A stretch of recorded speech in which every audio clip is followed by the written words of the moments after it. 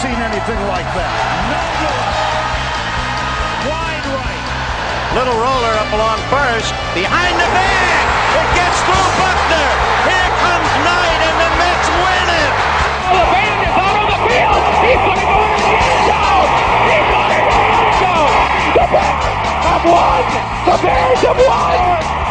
Oh, my God. You believe in miracles? Yes.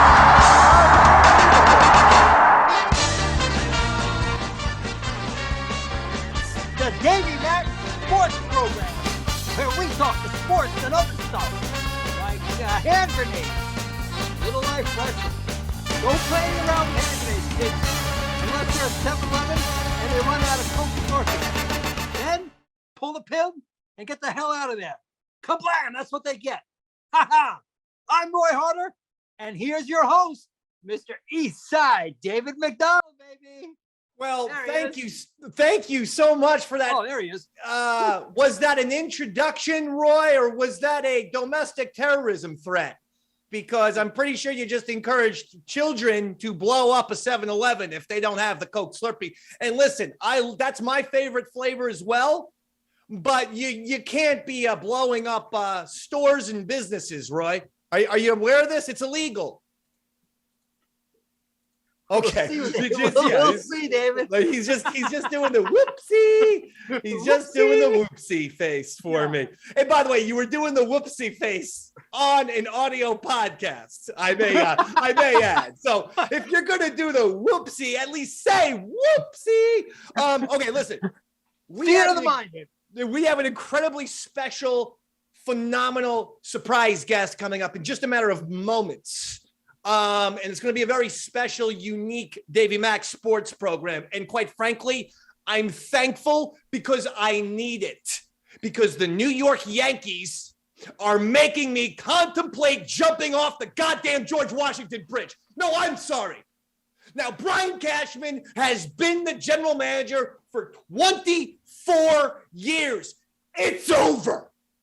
Brian Cashman is single-handedly costing this team championships, plural. He wasted the best year of pitching that the Yankees have, and he's wasting Aaron Judge's prime. Bottom line, the Gio Urshela for Josh Donaldson trade.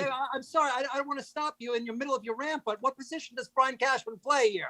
He's the general manager of the goddamn Yankees, Roy. He's the GM. He's making the moves. He's the guy in charge of acquiring players, making the trades, doing the free agent. He's not the guy that's hitting the ball, right? No, he's the general manager. So he's not the guy that's actually pitching the ball or catching it either, right? No, he's the guy who hires, though, Roy, the pitchers and the hitters. And when you hire shitty choke artists and guys who can't get the job done in the big spot, like a Josh Donaldson, like a Joey Gallo, like an IKF, the bullpen fell apart on the Yankees this year. He did nothing to rectify that. As soon as we lost goddamn Michael King and Chad Green, he needed to make bullpen moves. He did not. Trading for Frankie Montas, who was a terrible Oakland A, made zero sense. He didn't do anything. Brian Cashman has been the single reason for the Yankees' failures in the postseason in the last 5 years. 5 years. Now, when you're a GM for 24 years, okay, great run. But if you suck for the last 5 years, no big deal. It's time for a change. Brian Cashman has to go. I can't do this anymore. It's been since 13 years. 13 years since we've won a championship. And I know, I get it. All the Yankee haters are like, oh, play me a goddamn fiddle, Dave, man. But here's the deal. We're not, with all due respect, unless you're a Yankees fan, you know what I'm saying? With all due respect, every other team in baseball, you're a bunch of losers. Every other team, every other franchise, you're all a bunch of losers. Because when you're the New York Yankees, you don't get the 27 championships without expecting to win and compete for championships each and every year. Or a manager that can hit home runs, right, David? He's a general manager. He has nothing to do with playing in the game. Meanwhile, wait, Dave, some I'm would confused. How are the Yankees the only winners when they lost? Right. They didn't win a game as a in the franchise, series. the Yankees is the #1 franchise in all of sports. And don't take my word for it. Forbes magazine values the Yankees at over $8 billion, the #1 team sports franchise in the world. Bigger than Man U, Celtics, Lakers, you name it. Yankees are #1. That's according to Forbes, not me. But wait, just I've never tried to fucking have a rant so much with so much goddamn cooperation. Sometimes the Dave man is begging for conversation, and Roy and Robert sit on their hands. The one time I come in and fucking tell them I got a goddamn rant, and I can't get 5 words out. Both of you are a couple of Cashmans. The bottom line is this, and for people who don't think it's a big deal, it is a big deal. This is the 3rd longest drought now in Yankee history. They didn't win a championship from 79 to 95. They won one in 78, won again in 96. So that was an 18-year gap. There was another time where they went from 62 to 77, 15-year gap. Now we're at 09 to 2022. And actually now it'll be 2023. So we're talking about a 14-year gap if they win a championship. I mean, we're not talking about like a little tiny anthill, of a drought. We're not talking about missing a couple of, championships, 2 years, 3 years or something. We're talking about the 3rd biggest drought in Yankee history. Okay. Brian Cashman has to go. Now, if Hal Steinbrenner can't get off his ass and do what his old man, big time George Steinbrenner would do, if Hal Steinbrenner can't pull the trigger, I'm saying right now, if Brian Cashman is here next week, I might retire and become a Phillies fan for life. Whoa, wow. Holy cow. I grew up in Central Jersey at the Jersey Shore. We got all of the New York channels and the Philly channel because we're an hour away from New York and an hour away from Philly. We got both channels. And while the Yankees were always my favorite team, my mom's from the Bronx. My grandparents are from the Bronx. They literally grew up by Yankee Stadium. Yeah. I remember fondly the Von Hayeses, the Juan Samuels, obviously the Mike Schmidts, so on and so forth from those 1980s Philadelphia Phillies team. And they're in the World Series. And by the way, they're in the World Series based on a guy named Bryce Harper, who was a guy I was pleading with Brian Cashman to sign. Why? Bryce Harper, a left-handed hitter whose favorite player, even though this guy's in his 20s, Bryce Harper's favorite player is somehow Mickey Mantle.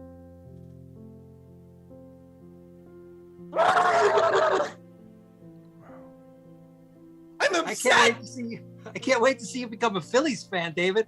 That's going to happen unless Brian Cashman is fired. The Yankees have 7 days, and then you are losing one of the #1 Yankee fans on planet Earth in Davey Mac. And I will become a Philadelphia Phillies fan, and I might move to Philadelphia. Wow. That's like a young seminarian priest. I'm taking Roy and Robert with me. Roy, you're going to have to tell your family. You're going from Long Island to Philly. And Robert, I don't even know where you live. But you're in Philly, too. Yeah. Boo, Santa. Boo. Now, Boo. Let's go I might Eagles. have a couple. I'm going to have a couple more choice words, probably, I would imagine. But I don't want to frighten our surprise special guest who is waiting patiently in the green room. And see, when I have rants like this, most green room guests, they just leave. They just disconnect and they say, I'm not doing this guy's show. I don't want any part of this person. And I can't blame them. The neighbors are about to call the cops on me from upstairs. I can't blame you. Tonight's special guest star is a legend in this business.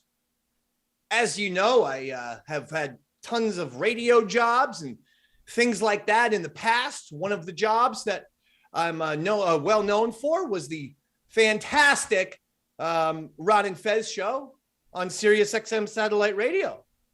And we've talked to Chris Pepper Stanley multiple times. He is now a frequent contributor to the Davey Mac Sports Program, obviously an original co-host of the DMSP, Chris Pepper Stanley. And we've had Bronx Johnny on the line, and we've had other people. But we wanted to get really out there. And I actually think the timing is perfect. I needed a change from thinking about the Yankees. I'm not kidding, Roy. I'm close to putting dynamite on my chest and blowing myself up in that 7-Eleven you were talking about.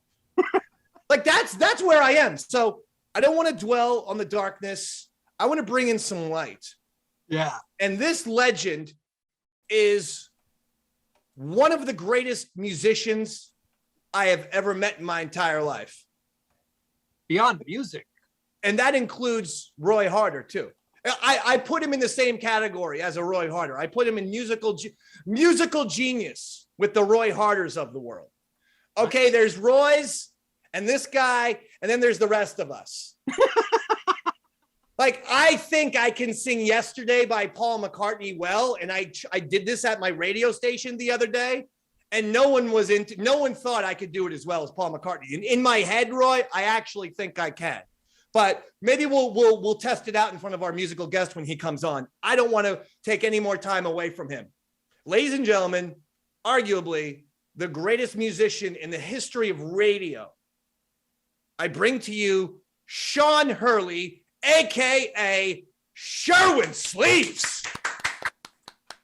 Thank you so much. And that was actually the first introduction that I've ever been given or had bestowed upon me. And wow.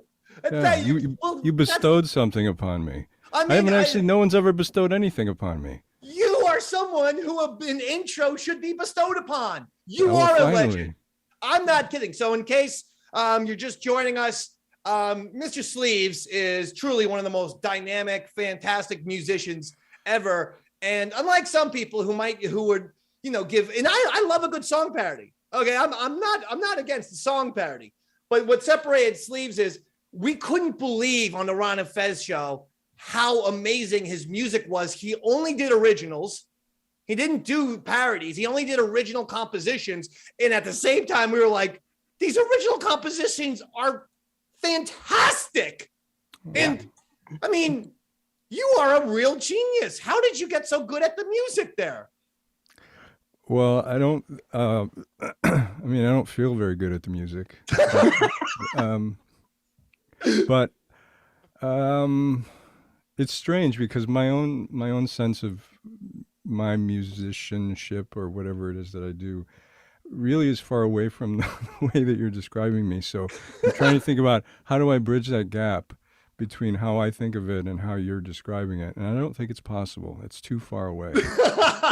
I know. Well, you create it. You're a very humble, modest person. But by the way, we are going to be playing some of your songs. We're going to play a few select choices tonight and then discuss them to give the audience the Davey to refresh and remind the Davey Mac Sports Program audience of how much of a legend Sleeves is. Every single song you've ever done is literally gold. You might be better than the Beatles and Elvis Presley combined. Am I setting you up too large? You're making it easier for me to describe what it is that I do, the magic and where it comes from. Yeah. Now, how did you get involved originally with Ron and Fez, with the Ron and Fez Show? What led you to first contribute some music there? So I listened for probably 2 years, maybe a year before I did anything. When I did start listening, it was right at the time that I became a new father, and I was a stay-home dad, and I worked at home as well. My son would go to sleep just about at noon and wake up just about at 3. So it was like this perfect timing for me to listen. Noon to 3, Ron and Fez, noon to 3. And then before I sent anything in, after like a year, there's something about the storytelling of that show. That show has amazing storytelling. I don't know if it was just sort of constantly being improvised or whether there was any planning, but it was sort of like this. It was like a soap opera or something like that. It just never was going to end, and there was always new things, and it was so beautiful that it made me sort of feel like I wanted to.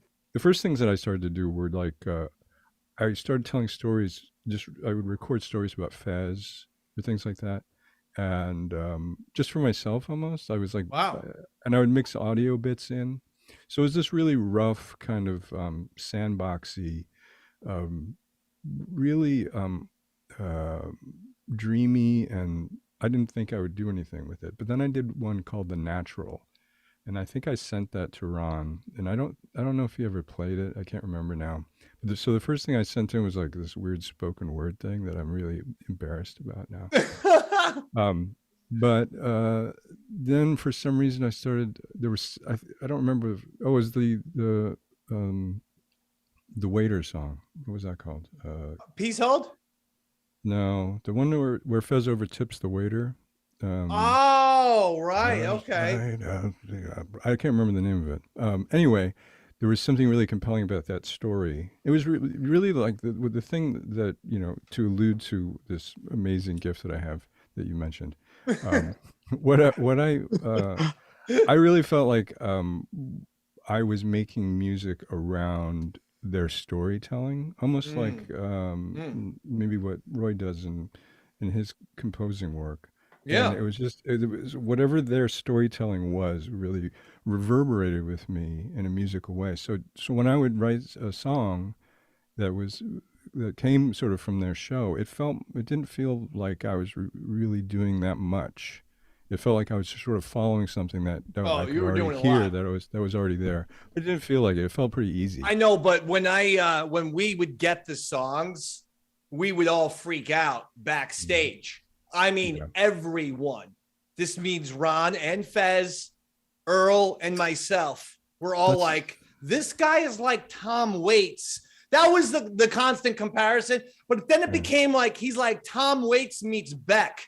It's like the greatest like combination of like, it's like, he's kind of Tom Waits and he's kind of Beck and he's kind of Prince. And he's, it was like, and he's a one-man band like Trent Reznor. And it was truly remarkable. And I remember every single time, Ronnie B, Fed, everyone was like freaked out. I love hearing that. Cause I never knew really, 100%. Like, I would send stuff into Ron and he would write back cool, Kewl.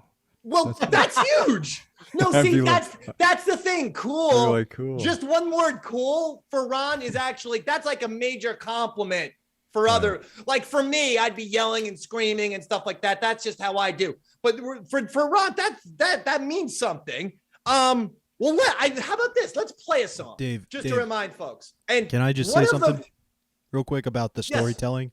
Yes, go ahead, Robert. I found you, and my favorite bit, and this is how we became working together, was the Midnight Rider saga. I think it's the greatest saga or greatest series in radio history. I'd put it up against anything. But I found it after Ron and Fez had ended. And what moves it along in that series is your songs. The guy who clipped it together on YouTube uses your songs kind of that are summarizing what's going on as like a break in between episodes or in between clips. And it really does feel like you scored a soap opera because it fits in so perfectly. It helps move time along. So let's do that one then. I was going to go Mighty Horse, but let's do Midnight Rider first since you just brought it up. And that's actually the music for that was made by somebody else, actually. But who's Insect Dream. I just want to credit him. You're right, but you do get credit because like it's a Sherwin Sleeves idea. Plus, I have to tell you, so when you're here and you're talking, and this is probably only the 4th or 5th time we've actually ever talked, ever. Right. And when people hear your voice, they're going to, it is two different people. You got Sean Hurley and you got Sherwin Sleeves. And when Sleeves comes out there, it's something rather amazing. Don't you think, Roy? I mean, his voice, his vocals, Mr. Sleeves' vocal ability is highly unique to me. Oh, incredibly unique. As a matter of fact, this is probably maybe the second or the third time that I've actually spoken to Sean, hearing Sean's actual voice in person. Every other time has been, let me just say, and let me say, that's a big deal because, and we're going to play your song later on, one of the songs you guys did together, but Roy Harter and Sleeves did an album. You guys did a whole album where the two radio musical genius heavyweights combined a super group, and Roy and Sleeves made an album together. And we're going to play a song later on. Oddy Clone. That was the name Oddy of the Clone. project. Oddy Clone. ODDY Clone. It's That's like right. Why did you radio? Why did you let us name ourselves that, Roy? I feel like we both finished that album, and I think we just didn't do anything at all to promote it or do anything just because neither of us liked the name of the band. We were like, right at the end, we're like, this name is just the wrong thing, and we couldn't do anything. Roy is an insanely successful entrepreneur, and then does really weird things that is unexpected. After the very first Eastside Dave Show episode, he put out a whole album of stingers and songs from the Eastside Dave Show. I'm like, isn't this something you do 3 years into a run? Like, you don't do it, one episode in. And he was charging people for the album. And when I say stingers and songs, some of them was an actual stinger 4 seconds long, which was like, so Sportsmaster. And that was like track 2 of 4 seconds. And he wanted people to pay 99 cents for that thing, for that song. Okay. But listen, hold on. Let's get to the Midnight Rider song. I love this song. This is obviously one of the great storylines in radio history when Eastside Dave, was fired and somehow replaced by a luchador mask-wearing cowboy who gained a lot of popularity here. Wears a mask, he's the Mitternacht Waffe. Philosophy of the soul great fighter. Open wide for the Midnight Rider. That's what the Midnight Rider does so well. He's going to take your dreams, put them into his heart, and then put them back into your heart. My heart is yours for the asking, Rider. It's about electrified funk. It's about the new man in town. It's about the Midnight Rider busting at 365. I don't know how these other marshmallows perform, but I know one thing. The Midnight Rider performs with sweat, blood, and tears. Tell me more about the marshmallows. It's time to hit the road, Jack. It's time to go on down the clock, Daddy. Tick-tock, tick-tock, tick-tock, tick-tock. It's over for you. From the power of his heart and from his heart to the power. His Welton Chung has no schadenfreude. He works for the Midnight Rider. The Midnight Rider. 'Cause it's not funny if it's a bunny. And it's not Grail if it's a whale. The Midnight Rider. Philosophy of the soul great fighter. Open wide for the Midnight Rider.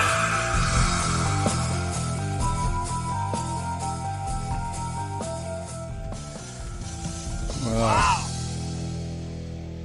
Ding I did love that Midnight Rider era. That was magical. You loved the Midnight Rider? Magical days. You enjoyed that mask-wearing cowboy? I was a little kid, and I would just sit down in front of my old 1950s radio with my little hands on my chin, and I would listen, and I would just be taken away to a place that I don't know if I've ever returned. Well, I don't know, Daddy. I mean, everybody talks about the Midnight Rider, baby. Well, when you go to the top of the mountains and the bottom of the canyon, the Mr. Sleeves, the one thing you got, baby, is the Midnight Silver Dollar. Because I ain't got one more silver dollar, Sleeves. They ain't going to catch me, no. They ain't going to catch the Midnight Rider. No, that was a fun that was a very fun experience. What was crazy was basically that whole gimmick ended with a wrestling match where Eastside Dave had to wrestle the Midnight Rider, and we had to figure out how that was even going to be physically possible. And what I was shocked about, though, was during that match, Eastside Dave was preparing to be the heel. And I thought the Midnight Rider was going to be the good guy. And there was 800 Ron and Fez fans there. And when I came out, when Eastside Dave came out, I was cheered. And then the Midnight Rider got booed. So the fans flipped it on its head. And I was pretty damn shocked about that. I mean, but you're saying you were a Rider fan. You were never, you never hated the Rider because by the time the wrestling match rolled around, people wanted the Dave man back and they wanted Rider out. I always just had very, very, very simple, pure pleasure. I never had any kind of hatred I loved both of you. And I thought of you as different people. They are. I still do. We are different people. I don't know why people accuse me of being the Midnight Rider. I've said for years. Now, I have a hat that's similar, but Roy knows I always wear this hat. Roy, you've known me for, 12 or 13 years. You know I wear this hat every Davey Mac Sports Program. I like to wear this hat pretty much, right? Pretty much 6 out of 7 times I've seen you in person, David, you've had that hat on. This is who I am. This is me. This is the Dave man. Everyone knows New Jersey Cowboy, Davey Mac. I mean, this is, so I don't know why there's been, you don't see a luchador mask, do you? No. Well, there you go then. That's a good point. Identical hat is one thing, but as long as you don't see a luchador mask, then, I don't know what you're talking about. There was the first time I think I met you was you came in and you were going to do a live event. What live event was that though? I think it was a Thanksgiving thing at Hard Rock Johnny's. Yeah. And was that the event that you wrestled?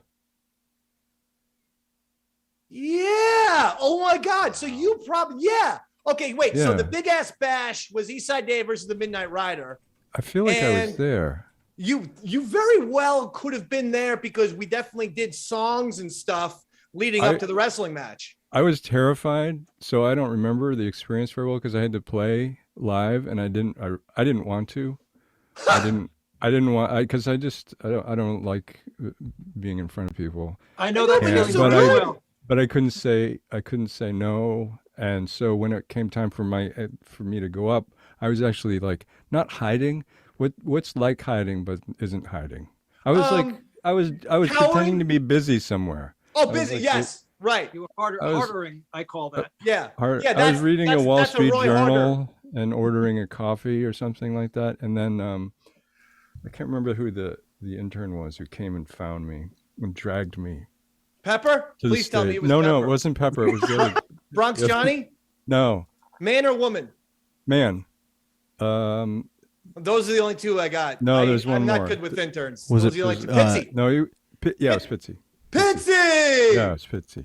All right. Yeah, so he fetched me and brought me up. Anyway, so my recollection of that evening is just lights and people. Sleeves, and me and you both. So. I got a concussion at that event. So so at the end of the match, so this guy, one of the wrestlers who had trained me, he said, when you give a clothesline to someone, always hit him hard, but hit him in the top of the chest. Makes a big sound, but you're not going to get hurt. Okay, I'm hitting myself right now on the top of the chest. Like that. Not going to get hurt. So immediately he comes to hit me. He hits me right on the side of the head and the windpipe, my larynx. So I'm on the ground. I can't breathe. And I'm seeing the little proverbial cartoon birdies over my head. I also had set up, after you hit me with the clothesline, give me a Randy Macho Man Savage elbow from the top rope. Okay, he goes, absolutely, I can do that. He goes on top rope. He gets his big, huge, tree trunk thigh wrestling legs, and he delivers a leg drop onto my head. I was already woozy from the clothesline where he hit my Adam's apple and my head at the same time. And then he completely knocks me out. We're talking about Pitsy. This is the truth. Pitsy ran it. So I had to go out. Is this the clothesline, Dave? Yeah, this is it. Watch the clothesline. He's going to hit me right in the Adam's apple on the side of the head. I do some kicking. I do a little kicking, Roy Harter. I do some kicking. Yeah. Now watch. I turn around. Here it comes. Watch the side of the head and the throat. Bam! Oh, dear. That's True Blue side of the head and True Blue Adam's apple throat. And that's not a guy selling. That is 195 Irishmen dead. Yeah. And so they drag me because I couldn't move. No bullshit. The wrestling partner drags me in the middle of the ring. I asked for a Macho Man Savage elbow. Watch this. You're not going to see a Macho Man elbow. Here's a leg drop onto my head. Not only injuring the front of my brain, but driving the back of my brain into the canvas. And it's total concussion city, knocked out. I have no memories, none, of the ending of this match, in which apparently the real Midnight Rider came and with a guitar and slammed it into the fake Midnight Rider's head. Though I would have loved to have remembered that detail where the real Midnight Rider got some revenge, I can't tell you I remember that either. I don't remember nothing. I don't remember anything until the next day. That's the God's honest truth. Well, you know what they say, that fake Midnight Rider is a master of chaos. I want to hear Mighty Horse, though. Robert, because this was one. So everything you do, I'm not just kidding. I genuinely love every song you've ever done, Mr. Sleeves. And what a pleasure it is to be interviewing the great Sean Hurley, AKA Sherwin Sleeves, who is such a success. And I mean that. And we'll talk about all your projects. We're going to try and talk about all your projects, but you really are a successful artist. I think this is one of the first great big time Sleeve songs. It was based on, I guess, a phone call that Ron, you know what? I don't even remember. Do you remember what the Mighty Horse origin story, or Robert? So, I mean, you're as much up to speed on the Ron Fez as I am, because again, my brain was made in mush. And then I'll fill you in if you don't remember. Yeah, I was hoping that you would do it, because I was trying to remember the lyrics of the song so that maybe I could piece together the story. But it was sort of a series of things. But I think there was a graffiti artist that spray painted some things, and they were talking about it, and I just got a number of calls. Okay, I remember. That was Radio Shark. Yeah, that guy was such a pain in the ass. We would have live events. He would always cause problems. He one time let off smoke bombs, and we all knew it was him, and we confronted him. The other time, I tried to get his real name, and he tells me his name is Dan Cooper. And I instantly called him out, and I said, "I fucking know who DB Cooper is, you son of a bitch. What do you think? You know, you're fooling me." And he was like, no, it's not my actual name." I go, "It's not your name. Your name isn't Dan Cooper. That's the guy who jumped out of the plane. We all know who DB Cooper is." So let's do Mighty Horse, because it was such a great song. This song is awesome. This song is a song you can party to. And I believe the exact reasoning was Ron said he had a friend who tagged things and would always tag "The Mighty Horse rocks. He rocks a fat ass." Okay. He was arrested for spray painting subway cars in Brooklyn. You know, I'm a fan of the graffiti because I was an old school graffiti artist myself. My specialty was the peace sign, just the word "the who," the backwards SWAT sticker. I'd draw the road runner, just the word "the who." Repent 13, the word "the who." Yeah, those type of things. The guerrilla movement, that's the way it goes, and it's the art of getting up, getting known, and then you take that vehicle and you go other places once they know you. The higher you can tag something, the more respect you're going to get. The more outlandish you tag, the more respect you're going to get in the community. I know a person, everywhere they go, they tag "Mighty Horse rocks the fat ass." Mighty Horse rocks the fat ass.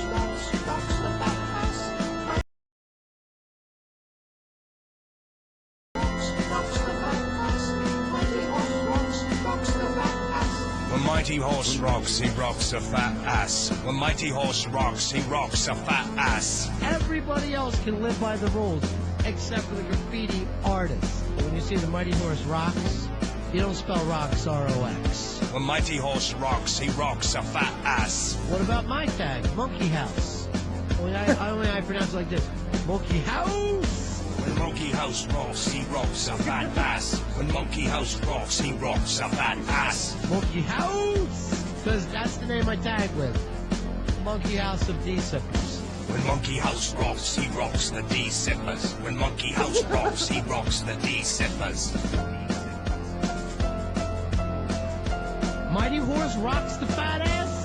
Mighty Horse rocks the fat ass. When Mighty Horse rocks, he rocks a fat ass. When Mighty Horse rocks, he rocks a fat ass. Mighty Horse rocks the fat ass.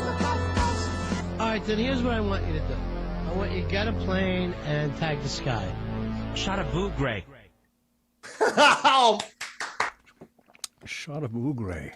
I love that song. Fantastic. So much. That was such a lucky song. Just sort of like, I love it. I love the ambiance of that keyboard. It's so dark. But it's so ominous. That's the kind of thing. You know, I'm a big Pink Floyd fan, Mr. Sleeves. And while I agree with the Tom Waits and the Beck and this and that, I feel like there's a Pink Floyd and or another one of my favorite bands, Radiohead type of deal. Because Sleeves creates a musical universe. I ain't BSing. It's like every song that he plays, it's very visual to me. I'm like picturing like a totally different universe with weird little people and characters and whatnot. Even though he's singing about people that I personally know, it's like a different like psychedelic universe of those people. Does that make any sense? Yeah, one thing that I remembered, this is something I still do, and when I was doing my Adam's Motion of the Void podcast, one thing that I really love is the spoken word. I love conversation, like people talking. So when like listening to that song, you can hear the sort of musicality, different musicality of all the different people that are participating. They all have these little, almost like song parts that they're singing, and it's sort of, that's really what I was always sort of like, what I was hungry to create was these fragmentary bits of spoken word that would hang together with sung lyrics, but that sounded musical, and that's what I loved really doing, was piecing together like sound bits that to me felt musical and would go somewhere, and then another one that would take you another place. And I thought it was really, really, I didn't even know what it was, but I loved this feeling of these voices that didn't know they were participating in a song. It's crazy. It's being like brought in. It's like the whole world is Sleeves' little music box. It's like like the entire Ron Fez show. We're just his little music box. Like we're just his little instruments for him to create some sort of brilliant musical masterpiece. I mean it. It's crazy, man. I love thinking of myself as like that kind of mastermind. But you are. But I feel like I'm the opposite. I feel like I'm below, hanging from a kite string. I know you're modest, but to me, you have a mad scientist feel with music. And again, these were all originals. Like you're not going to hear, Sleeves do like a Rolling Stones parody of like Satisfaction or something and just put like Fez's name in it. It's like, and by the way, nothing's wrong with that. Like I love song parodies, but I mean, these are all original compositions. Wait, what's in the? Oh, do you have Peace Hold, Robert? What other Ron and Fez era songs we have before I ask him about Roy? Because I want to talk to Mr. Sleeves about his brilliant alliance with Roy. We do have Peace Hold. Okay. What else? We also have another Earl related song, Bajibi. Yes, love that. And then we also have the other one we picked out to play, my personal favorite. I think it could have been a radio hit, Comet McDonald. McDonald. That's one that he wrote just for me. Still put it on when I feel sad. I feel like it really encapsulated all those feelings of Dave leaving, especially when Ron played it right after you reading your letter of goodbye. Oh my God, it gives me chills just thinking about it. Who read a letter of goodbye? You did.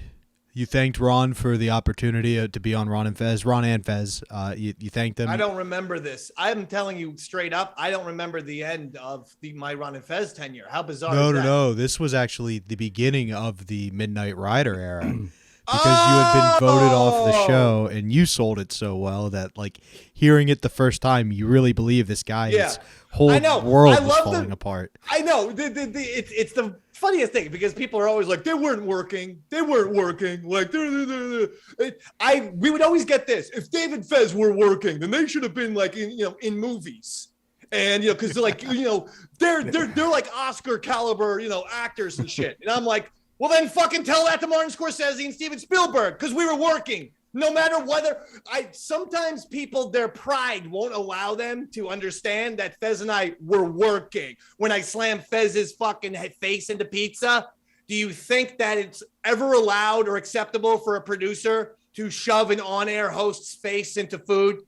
Is that permissible in any company? No. The answer is no. We were working. Anywho. But it's amazing because we work people over so many times. And like, no, I happen to know that the only reason why there is no only reason. We were working. We said, we don't have an ending for this bit. It was a week of bets going awry. And we're like, how are we going to end this? I don't know. Well, we got to have something big, something huge. There has to be a payoff. Okay, how about Fez gets mad and Dave slams his face in the pizza? All right, there he is. Do you know the number of times on 3-hour car trips I have to refrain myself from calling you to ask, are you telling me this wasn't a shoot? And people are always like, well, then you guys should be in movies. Be my agent. Tell movies. Show the movies that work and get me a job in the movies. Yeah. I've got no problem being a movie star because all of that, whether or not people want to believe it, it was a work. We've mentioned this several times. Ronnie B came on my show, the Eastside Dave Show, and said it was a work. But yeah, people, no, they're not that talented. Yes, we are, and we were. Can I ask a question about that real quick? Yes. Just on the topic of the Midnight Rider. For those who don't remember, you originally won the vote, like to stay on the show, and then a caller called in and was like, no. Yesterday, Ron, you took 2 votes away from Dave. Was that a planned call-in to take it away? I don't remember. Did somebody screw up the phones? I was just. These wrestlers have smashed my brain into bits. I'm sorry, Dave. You know more about Ron Fez era than probably I do in terms of what's happening on the air. And then when you tell me, some things do get jogged. Like I remember exactly how things shook out behind the scenes. But that sounded like it was just an opportunity, an organic opportunity to do something. Okay, I apologize. I'm normally better than this, but between you and Sleeves being here, I'm like an autistic kid riding the train. I just can't help myself. Please. That's so flattering. I know. Yeah, You're making him uncomfortable. Now listen, Sherwin Sleeves, the legend. Yes, sir. Are you still in Northeast America? In the woods? Still in New the Hampshire, woods? near the mountains. Yes. Yeah. You're a cabin guy. He's a woods guy, Roy Harter. I know. Sleeves, did you know that Roy has a hiking club that he's in charge of, but as far as we know, he just hikes with one guy, and we think there might be a Brokeback Mountain situation going on. A one good friend club? That's what I told him. I said, Roy, how many people are in your hiking club? He's like, just me and my friend John. And like we go there every couple of weeks, and we take a weekend. I go, yeah, you're brokebacking. Now, we got to play the Peas Hold. I love NEWP's Hold. That was one for Earl Douglas, who is, by the way, the Bennington producer these days. So things go full circle. He was Ron and Fez producer. Then he had a meltdown. During the SiriusXM merger, Earl was one of the casualties, but oddly, he was a self-imposed casualty. It wasn't like SiriusXM was going to get rid of him, but the mere merger had Earl about to jump out the window. And so he somehow disappeared and didn't make the crossover. But then after working at the Hard Rock Cafe, dimming the lights and putting on Jimmy Buffett songs and stuff, after that, he is back with Bennington. So and that's exciting. What do you think he says there, Dave? He says NEWP's Hold. Dr. Death, you're on Ron Fez. Hey, man, I'm a forensic psychologist, and I deal with murderers and rapists and child molesters every day, and Earl scares the shit out of me. Peace Hold. This is Earl. This is the Earl we know. No, but she keeps. No, I mean, I let. Right, Earl? NEWP's Hold. NEWP's Hold. NEWP's Hold. NEWP's Hold. Scott Mooney, column 5. Scott Mooney, column 5. NEWP's Hold. Why don't you just kick that redhead fucker's ass? Believe me, there are times I've been wanting to drop him for a long time, but I would get arrested. I'm a fucker, Fez. Dave, one more time. Don't touch me. Here he goes. Oh, here he comes. What the fuck did I just do? Oh, God. What the hell have I done? NEWP's Hold. Earl? I will not be killing, molesting, or raping anyone. I'm not trying to kill you. Nope. NEWP's Hold. NEWP's Hold. NEWP's Hold. Mike and lip again. He's holding his wrist. He's holding his shoulders and his side. Somehow, he's hurt himself, viciously attacking Dave. How's your wrist? A little sore. Shoulder, too. If you broke your wrist, I'll never stop laughing. NEWP's Hold. Oh, my God. I love that song. Another masterpiece. Now, I recognize the part in the middle. I'm pretty sure that was when Earl finally had enough and choked me on the air. Yeah, there were a number of times I feel like he attacked you. Yeah, so I'll pull back the curtain on that one. The first time he choked me, it was 100% real. But it was so much fun that I had gotten a choking out of him that was me laughing hysterically like the Joker from Batman, for Christ's sakes, because it was like I have gotten him to actually begin choking me live on the radio. And in fact, he choked me and knocked me out of my chair. Now, the amazing thing is I'm somehow the threat just because I sent the letter to a couple people at Sirius XM. They're, you know, 2 of them don't even work there anymore. They're not even with the company. Stop it already. Let me back in the doors. I'd say hi to Ron and Pepper and everybody tomorrow. Can you not go in the doors? No, so I wrote something to Tim Sabian, Don Wicklin, and there was a blonde host who was in the email. And all 3 got a paragraph of insults. And because of that, I am not allowed. And maybe I said to the blonde host, I'd like to punch you in the face. But that's more radio guy to radio guy type of thing. That's what, you know, radio dudes say to each other. I'd like to punch you in the face.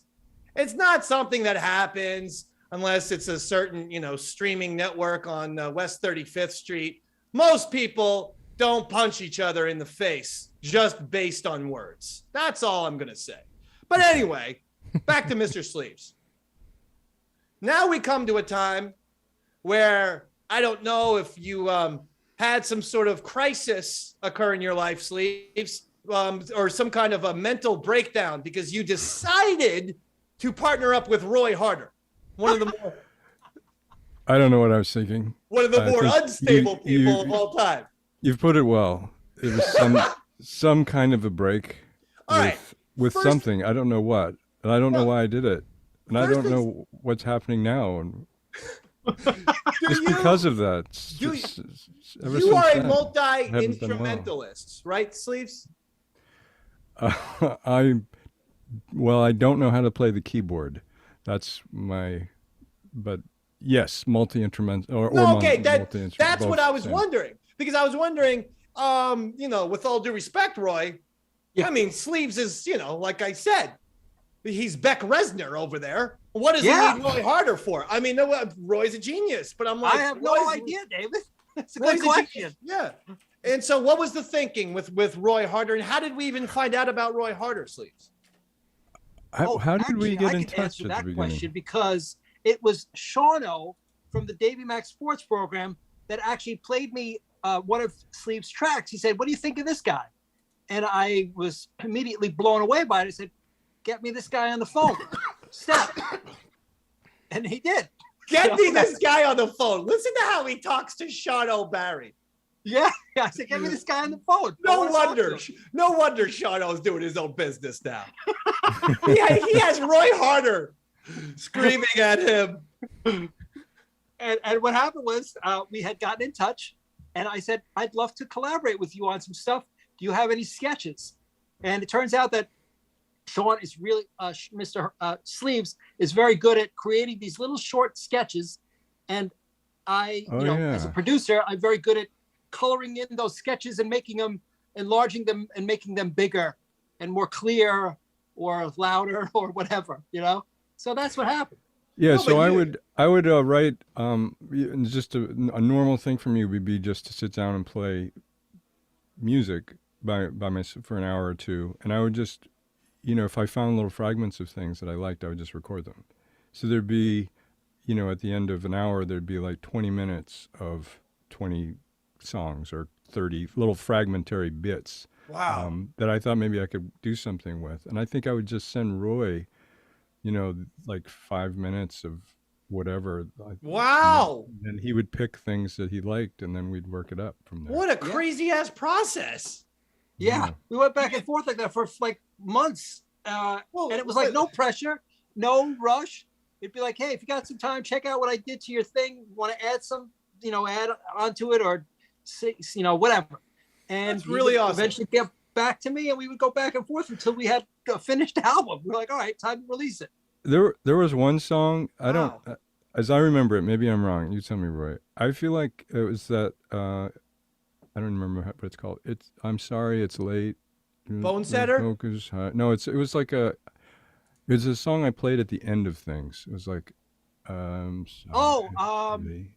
this night is over, turn out the lake. Anyway, as I recall this, you don't have to remember it, but what I remember is that I didn't, I just sang it into the mic, and I sent Roy the naked vocal without any music at all. Okay. And then he just made all the music around it and put my voice in it. This is a real incredible. Sat it in there. He's incredible. I listen. Hey. There is no "Forget Tom Brady," the Giant Super Bowl song, if Roy doesn't do all the music. Otherwise, I'm just I'm just a redheaded bad rapper. Okay, like it's not even good like rap standards for like 1985 when rap was like just like a few years old. Like it's just bad rapping. But I want to hear a little Roy Harter and Sleeves. I there was that one song, Bone Setter, but the whole album is brilliant. And again, tons and tons of ambiance. And I do see Roy and Sleeves in the same vein because Roy knows how to build that musical universe, and he knows how to layer things up and make all kind of different things sound nice. I'm a very lo-fi guy. I'm like, Roy, we just need a drum beat and you on piano, and then let's do it, you know? But Roy, like when Roy's doing like, you know, his own work or work with you, Sleeves, you know, Roy opened up a Pro Tools session. There's like 900 like parts in his Pro Tools session. And I'm like, what is going on? Are you mixing the sound for a Marvel movie? Like there is so much stuff. I can't believe it. Hey, he puts George Martin to shame. George Martin would take one look at Roy's computer screen and be like, this guy just can outdo me. For that, I basically I put some very like important limitations on my production. I said because of Sleeves' voice, I wanted to pick instruments that would kind of be in the same world. So I picked like accordions and xylophones and just really wacky kind of Eastern European instruments, and that's kind of how everything kind of started to unfold. Well, I want to hear this. Let's listen to a little bit of Bone Setter. This song is awesome. I love it. Thank you, David. I do. Ever desperate wandering in the wind, all amongst abolish every soldier's sins. Bone Setter, tie a stone belt around their wings. Hey, Bone Setter, bring your plunder back, become the king.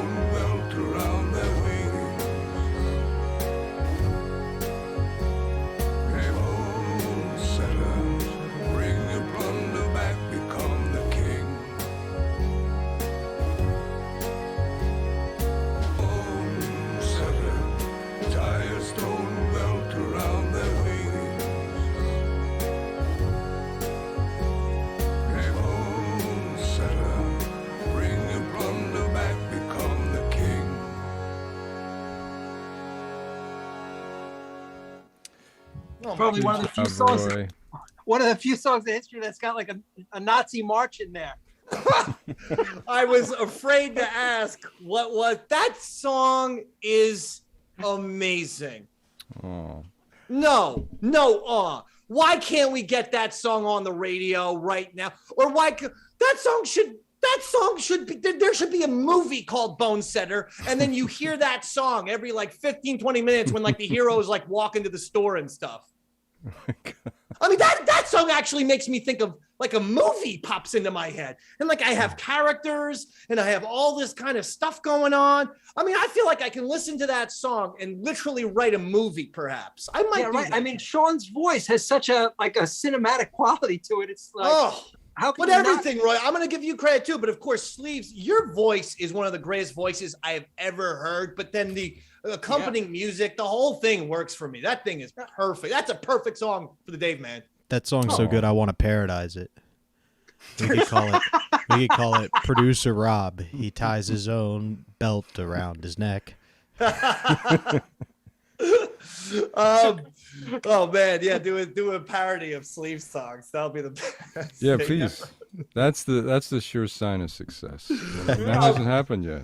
There is one of my favorite songs that you did was that you helped me. So you kind of did what Roy did with you, which is I was in a band called Guys with Ears, okay? And guys, when I was in high school, and not to toot my own horn, but we won the St. Rose Battle of the Bands in 1994. Okay, I'm sorry, but we did. Guys with Ears. And very much like Sleeves, Roy Harter, we did it with original songs that I wrote the lyrics and did the vocals. And then I had this guy, Joe Cheek, who was the keyboardist, and he wrote all the music. He was our little genius. Davey Mac did the vocals, okay? Yeah. And basically, it was an homage to Bunsen from specifically the Muppet Babies. Yes, there's the Muppets Bunsen, and then this was Muppet Babies version of Bunsen because there's a line where he wants to live with Mrs. Nanny. But this was a song that got over at St. Rose High School, okay, Mr. Sleeves? However, you then took. So Ron asked me how the song went, and that's how the song went. The vocals that I gave Ron one time, a cappella, you isolated those vocals and then made a song. And am I wrong about this? At the very beginning, you took Perry Farrell from Jane's Addiction and Porno for Pyros when he had discovered audio of Jim Morrison. And so Perry came in to Ron and Fez, and he played a song where Perry Farrell and Jim Morrison basically duetted, but Sleeves instead takes that track, that thing, and puts it at the beginning of Bunsen, basically insinuating I'm Jim Morrison. That sounds correct. Everything from the weird ass begin, like no one would have thought of even the Perry Farrell clip in a zillion years. It had no tie-in to me and Guys with Ears and fucking Bunsen. I love this. It's so wildly creative. So anyway, now that you know the background story, here's Sleeves' version of Bunsen, much better than the Guys with Ears version of Bunsen. B-U-N-S-E-N.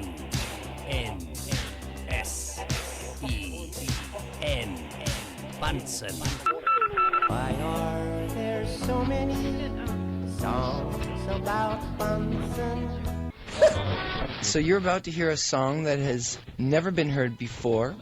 It was recorded in 1970, days before Eastside Dave left for Paris. This particular song, it is entitled Bunsen. Well, here we go, Earl. Professor Bunsen, I presume, of the world-class Ogilvies. There's nothing left to ruin here at Muppet University. Oh, here's my assistant Beaker, head like a hot dog streaker, ankle pants with a trouser peaker, happy to incinerate, visibly disintegrate, set on fire and roll about, poke 'em as the children shout. Bunsen, Bunsen, I saw you walking, I saw you talking with Mrs. Nanny.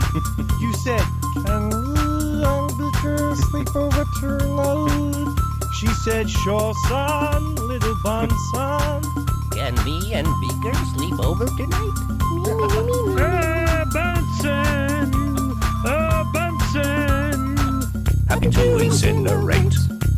disintegrate. Set a fire and roll about. Poke 'em as the children shout. Bunsen. Hey, Bunsen. Bunsen. That is haunting. That's one of the craziest things I've ever heard in my life. I tell you what, every time I hear it, It's unbelievable. It actually is unbelievable. Well, we're running out of time. I want to ask you what you're doing now. Like, what is Mr. Sleeves up to? I know you're still having quite a lot of success. I don't know what you want to share with us, but I mean, you're out, you're engaged, making music and producing as an artist. What is Sleeves up to? I haven't been doing a lot of music, really. I play, but mostly I've been working for a screenwriter named Steve Conrad for the last 6 or 7 years. So doing some TV show writing and playwriting. I had a play come out last January and have another one going into production in November. Well, I knew that you were a playwright and that you had put out a play. I mean, this is incredible. But now, what's the name of the play coming out in November? Yeah. It's called Claire in the Chair in the Cemetery. It's about a woman who goes to live in the cemetery. Oh, I love this. Things don't go well. Now, where can we? I mean, so this is a play that gets music writes itself, man. Yeah. Where do we see this play? It'll be in Vermont. So I met this director. So I worked for New Hampshire Public Radio for 12, 15 years, and I went out and did a story about this production of a play, and I met this guy, David Stern, in Vermont, and he just was he was one of those. He seemed like, if you watch a TV show or movie where they have like a play director, where they like come in with their thing and everybody turns and looks. He was just this incredibly charismatic and lovely person, and I just kind of I wrote a play a few years ago, and I thought, if there's anyone that is going to read it and think about putting it on, it would be him in the world. Wow. And so I've been working with him for the last 3 years on stuff. Oh my God. So that's going to come out in Vermont at maybe Next Stage, or I'm not sure where. Wow. Yeah, well, I mean, this is what a success. What an unbelievable success story. Oh yes. It's not really. Oh yes. I mean, Yes. I'm very happy about it, but it's not. It doesn't do very much. It is. I don't care. Listen to me. You're a genius, and no matter. In fact, you're making art. There's no amount of modesty. There's no amount of sleeves. Yeah, but no, I'm I'm very, very, very happy and very, very, very satisfied. But I'm the furthest thing from very, very, very successful. Oh, wealthy, yes, you are. Famous. I'm very well. I'm going in the opposite direction. I'm going toward community theater. Very few of us are wealthy. Very few of us are wealthy. Right. And fame, it's all relative. For True. some people, no, I know. I just want to put it in perspective. Yeah, there are people like the Robert Tamburas of the world. If it was up to Robert Tamburo meeting, Tom Cruise, Brad Pitt, or the Dave Man, or Sleeves for that matter, he'd probably light those actors on fire. Yeah, you wouldn't even have to be to see you guys. You see?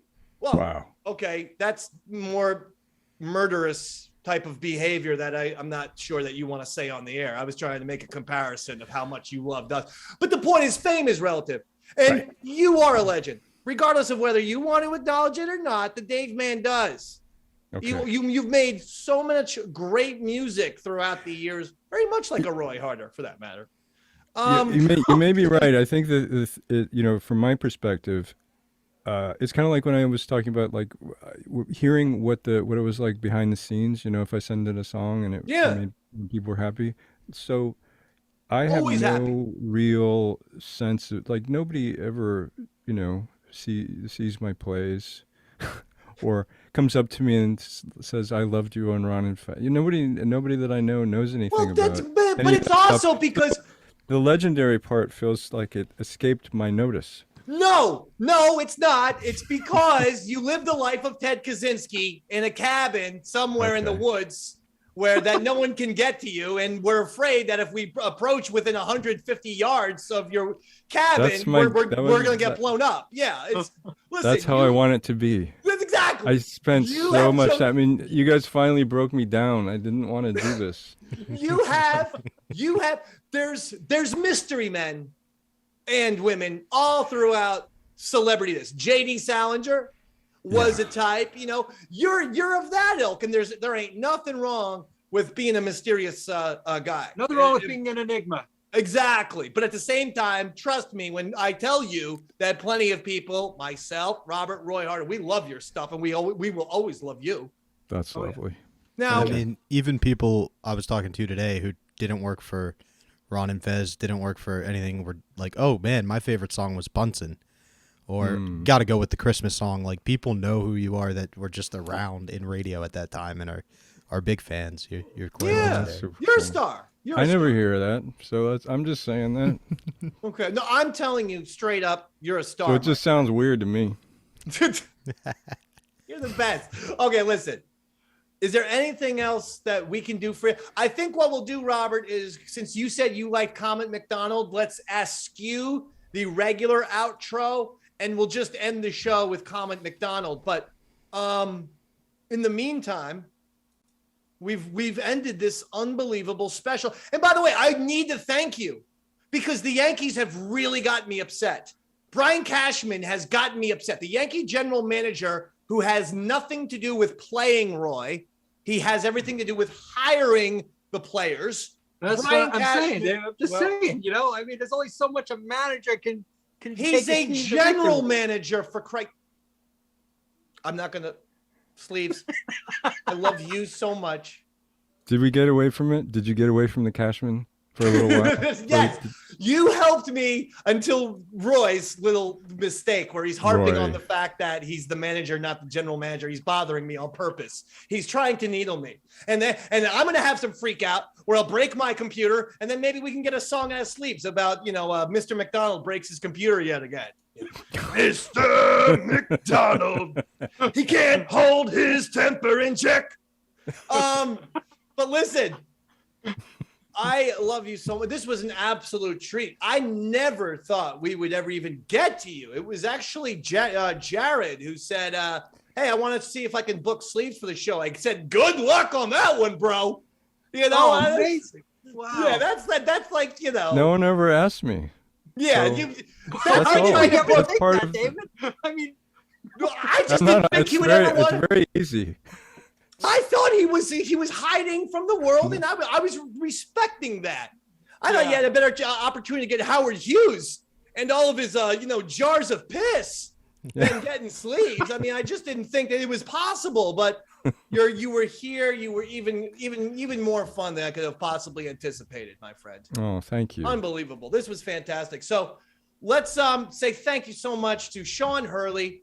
Of course, we know him as Sherwin Sleeves, and he does NPR. He writes for TV and movies. He writes his own plays. He writes his own songs. He collaborates with Roy Harter. I mean, just think about that. Just off the top of my head of stuff that he said here tonight. That's like a huge resume of awesome stuff. The guy's amazing. We're going to go out with Robert's song instead of the outro, the DMSP outro. Robert, what is it? Comet McDonald? Comet McDonald, yeah. All right, we're going to go out with that, Sleeves. And I got to thank you for doing the show tonight. You were fantastic, and I loved reminiscing. Thanks for hosting. You guys were so kind and lovely. I didn't know what this was going to be. I thought it was going to be a lot of sports and confusing stuff. And that's why I get so upset every week. He doesn't talk enough sports. Oh, wait, hold on. Roy, you said you had a magic trick for Sleeves. Yeah, I had a magic trick. Is it a long one? But it's it is late, so I'm. How long is it? That's a rather personal question, David. But I would say probably in the realm of 3 to 5 minutes. What I'm saying is, boy, the chat's blowing up. They want to see this magic trick, Roy. All right, Roy, I'm sorry. You got to do the magic trick because you promised that you were going to do a magic trick for Sleeves, and I feel like he's done so much for us tonight. G-Man, yes. that Okay, you should Mr. probably do the magic trick. So Okay. let's just get to the Sleeves. magic trick. And I apologize, Sleeves, because usually his magic tricks go No, nowhere. Yeah, actually, David, I'll be honest with you. This one, we can play this both ways. You can both get in on this, and I'll be able to magically get both of your cards. So here's the question. Here's a simple premise here. I just want you guys to pick a card in your head from any card in the deck, and basically write it down on a piece of paper in front of you, if that's possible, just so we can write down the number there. Robert, we hear the music in the background. Okay. I was trying to play some magic music for you, Dave. Yeah. I see you. So now, okay, Roy, just so any card? Any card of the deck, yeah. Please. And just write it take out down? one card and just write it down on a piece of paper. Just jot it down. Okay. Now here's what I want you to do. I want you to think of your card as a number. In other words, there's a number 1 through 10. A jack is 11. A queen is a 12. A king is a 13. And you have that number in your head now? Is it the same number that's on the card? Because I chose a card in my head. Yeah, that's the number I want you 9. to choose, David. So, for example, if you pick the 4 of clubs, your number is 4. All right, then I got my number. Okay. All right. So you guys both have your numbers, correct? Yes. Now I want you to take that number and multiply the value by 10. Basically, for idiot's math, just put a 0 on the end of that number. First of all, I'm insulted that you called me an idiot. Now, I don't know many magicians who insult their audience by calling them idiots. Well, wait, I haven't actually done the trick yet, David. So okay. It's the night is young. I did it. Let's now. Here's what I want you to do. I want you to pick a lucky number. This is really hard. 1 and 10. Now, just add that number, your lucky number, to the value, and I want you to tell me what your lucky number is. Mine is 13. My lucky number is. Oh, good. Well, I said between 1 and 10, David. But if you Oh, want I'm to sorry. 13, wait. All So right. what's your lucky? Mine is 7, Roy. 7. 7. Okay. And how about you, Mr. Sleeves? My lucky number is 1. 1, even better. Okay. So I want you now to add one number to your number now. Now, Okay. if it's you added the lucky number, right? You guys have added that, right? Yes. Did you make this Okay, up? perfect. Okay, so now if it's a club, you add a 1. If it's a heart, you add a 2. If it's a spade, you add a 3. Okay. And if it's a diamond, you add a 4. Gotcha. Okay, now I want you to tell me your number. David, you first. My number is 79. 79, okay. And Sean, what's yours? 72. 72. Interesting. All right, so you guys. All right, Is so this a David, I'm magic gonna go- trick or is this just a math problem? I mean, sleeves. That is a magic for most Oh, Davey Mac Sports okay. Program people. I want you to take your number and Addition. multiply- Hold on, I'm trying to tell a joke. For most Davey Mac Sports Program people, math is a magic trick. Oh, thanks a lot Okay. for taking the goddamn steam out of my joke, Roy. Go ahead for it. All right, Jesus so now Christ. multiply that number by 10 again. All right. Just adding a 0 to it. Now you have a number on the page in front of you, right? Yeah. Now take a lucky number again. Any lucky number and add it to that number. David, you first. What's your lucky number? 7. 7. Add it to that number, please. Okay. Sean, add. Am I supposed to do my original lucky number? No, or can I whatever pick number another you one? want. Whatever you want. I thought it was the original. No, it could be anything. But you picked 7 already, David. No problem. You want to All change right. it? You It's can change it. certainly magical how long Roy's made this trick. I know. This is why my inclination was to not go with the trick. This is all my fault.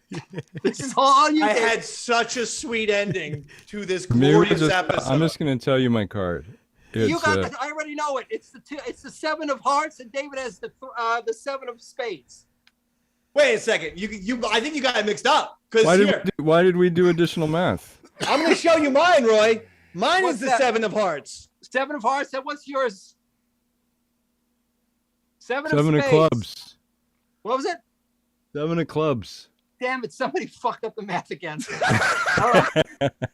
All right. I hate you. Somebody. What did I do again? I That's just me. wanted you to pull a something. 50% is pretty fucking impressive. You have I to know. I It's a lot just of wanted numbers. you to pull up What? like something out of a hat. You know, you change like a rose into like a dog.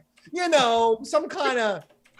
Why did we do that? Why did we do that last mathematical part where we're adding our lucky numbers? Because we didn't tell you anything. We didn't give you our results. Deflection. It's called deflection. That's what us magicians do. We deflect, to kind of confuse You're not a magician. He's not a magician, Sleeves. This is the point. That was He a just critical had us- mistake. Yeah, this was a big mistake. We're gonna now end the show.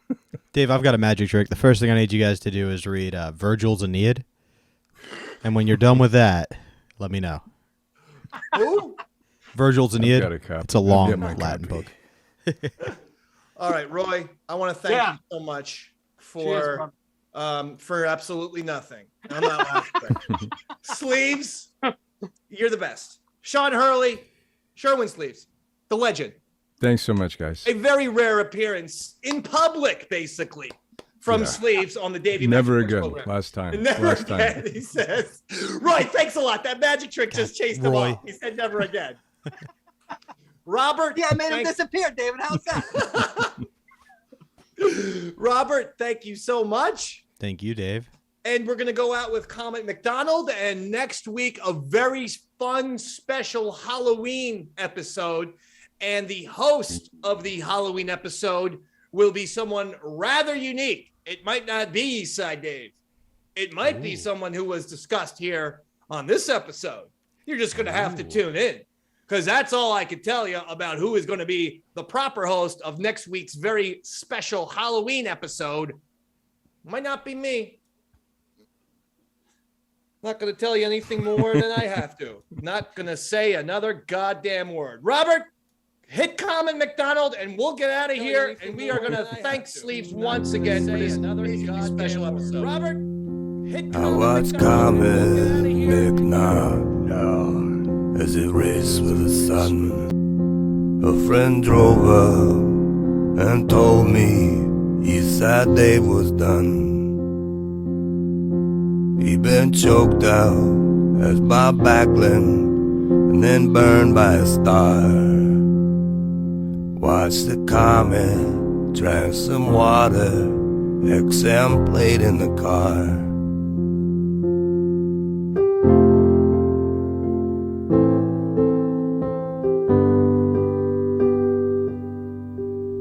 Take everything you feel and just let it go free. Look deeper and deeper till there's nothing to see. If you're angry or frightened, you just wanna die, follow Comet McNaught, shoot that shit to the sky.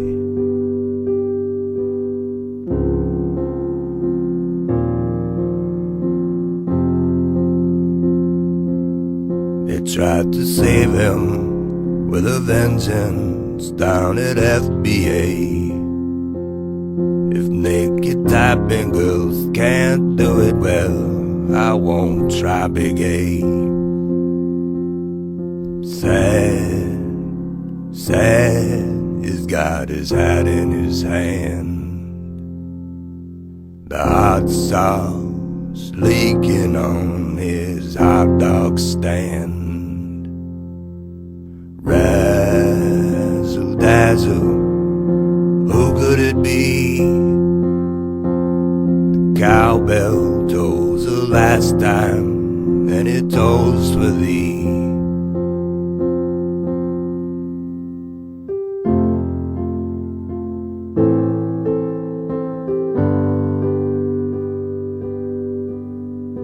Do not go gentle to that good night.